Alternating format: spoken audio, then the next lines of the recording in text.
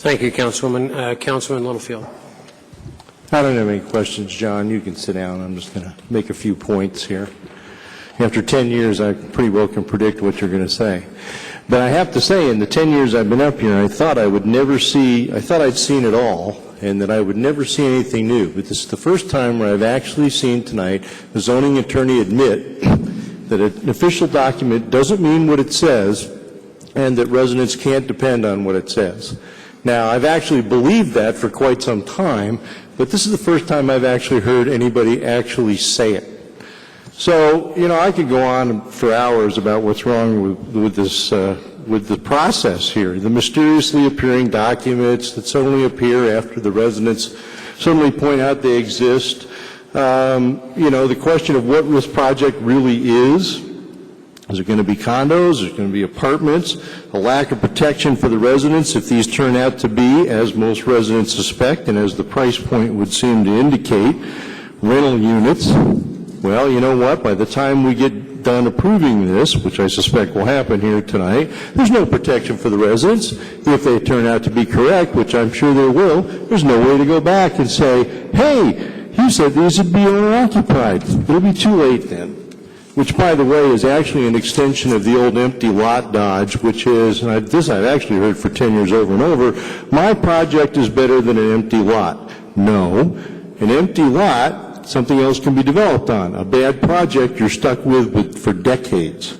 The shabby treatment of the opposing neighbors, the last minute, 11th hour and 59th minute, suddenly the legal protest disappears, too late for the neighbors to do anything about it. There's a ton of stuff wrong with this process. But even aside from all that, the problem is this is just another example of what we've seen over and over again for the last 2 years, where a developer comes down here, hires an expensive zoning attorney, and I know John's expensive, and tries to convince the council to give them a zoning change which will make them a lot of money. And by the way, we talk about making the economy better. Whose economy are we going to make better? Well, the developers. That's the bottom line here. That's what it's all about. And so they come down here, they hire John or somebody else to come down here and basically convince us to give them a zoning change which will make them a ton of money. Well, who pays for that? There is no free lunch.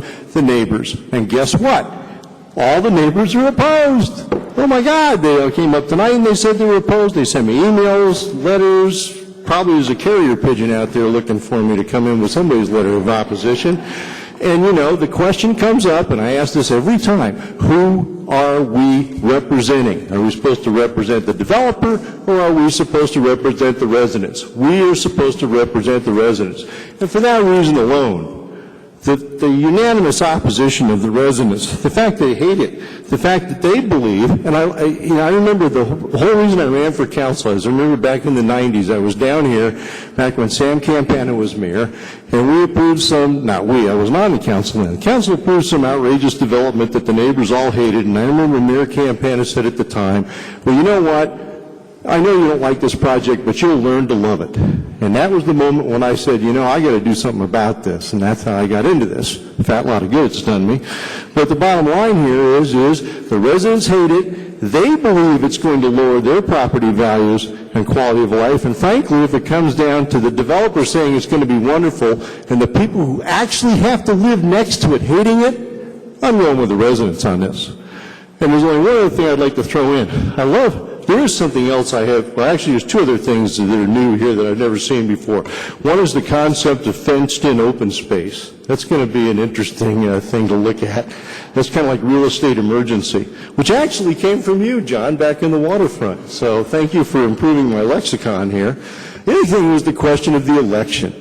Now, how did the election get to be an issue in this? But if we're going to talk about who got the most votes, then let's talk about how the people who got the most votes outspent their opponents by a factor of 3 to 1 with money given to them by developers. I'm happy to have that argument up here. If you guys want to argue the election, go for me. I'm a no on this.